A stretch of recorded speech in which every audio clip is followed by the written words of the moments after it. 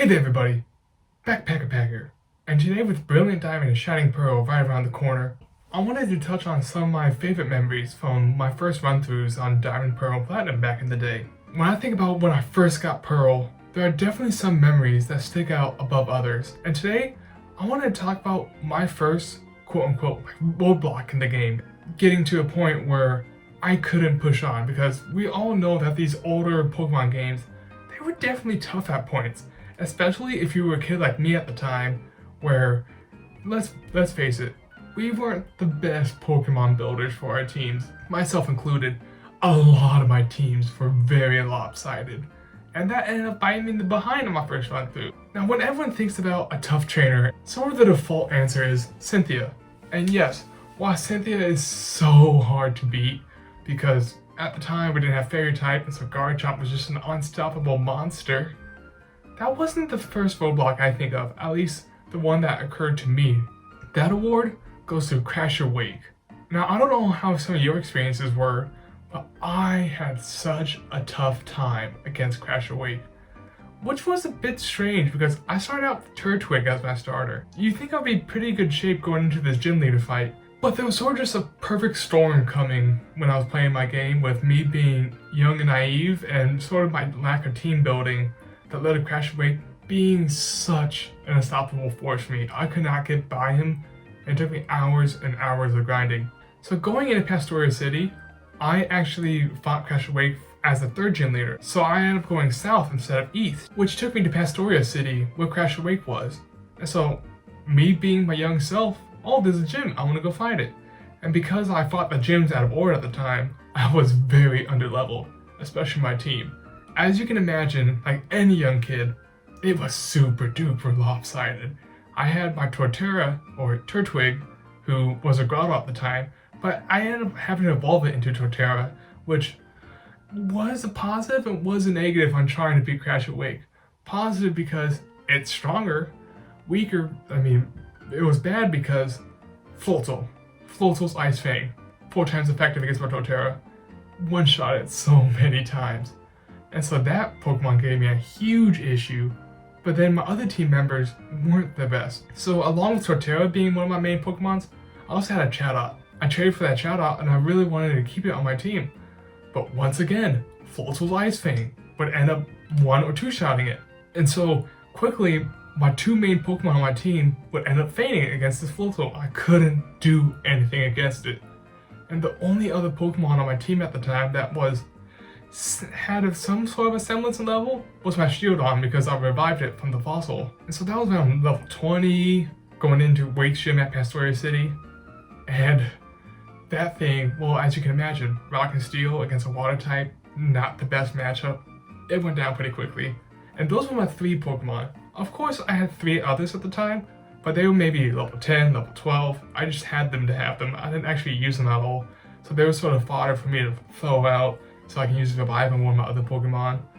And again, and again, and again, when I got to Wake, I couldn't beat him. I swear that Floatzel probably gave my youngest self nightmares, because I had to do hours and hours and hours of grinding. Now, it never occurred to me that, hey, I should go find, well, not another grass type because of Ice Fang, but an electric type, something I could actually use against that Floatzel.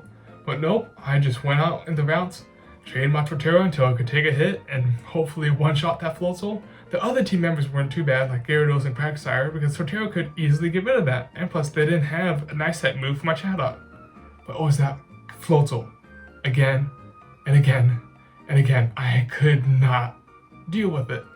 My younger self could not realize that, hey, maybe evolving that Grotto into a Torterra while I was grinding might not be the best idea. Even though, yes, it is the final evolution, it gained the ground type, which only made it even worse against the gym. Instead of resisting water, it became neutral, and so I think I actually made it hard on myself in that kind of front. I can clearly remember when I finally beat Wake, and I had to use revives and potions even though I've grinded so many levels, so many hours into grinding on trying to beat Wake. I think I ended up getting pretty lucky, and I used so many revives and so many potions, and I finally got that pen badge. And when I was awarded that badge, I felt such a sense of relief, such a sense of accomplishment that I was able to do something, that I earned this gym badge, that wasn't just given to me, that this wasn't just some, hey, go fight me, then continue on your journey, that this was an actual roadblock. I didn't know if I could go anywhere else, so I just stopped at Wake's gym and tried and just bashed my head against the wall until I finally beat it. And well, looking back at it, it's interesting that some of these memories about, driving my younger self crazy, that I remember the fondest today.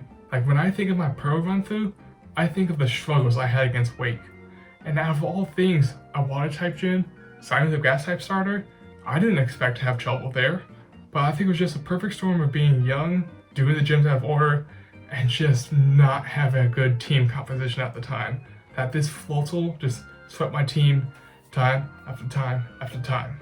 Even though so many people, when they think of tough trainers and roadblocks in Sinnoh, they think of Cynthia, for me, it will always be Crasher Wake. It will always be this wrestler water type gym leader, because that's the first one, and probably the one that gave me the most trouble that I've ever had in Sinnoh when it came to a trainer. But let me know if you had any similar experiences in facing roadblocks, whether with Cynthia or someone else. Like, I know Cynthia's tough, but were there any other trainers that gave you struggles? For me, Crasher Wake will always be that one trainer in Sinnoh. When I think about one of the toughest trainers, or one of the toughest battles that I had to face growing up, it was Wake. It was that Floatzel. And I can't tell you how I'm looking forward to fighting Wake again in Brilliant Diamond and Shining Pearl coming up, but also, I hope it's going to go a lot better than the first time I fought Wake. That just took forever, and I don't want to go through that kind of grinding again. We'll go hours and hours and hours until I finally beat Wake. Well, thanks for coming today, and I hope you have a great day, Pokemon Masters, and I can't wait until we revisit Sinnoh coming up.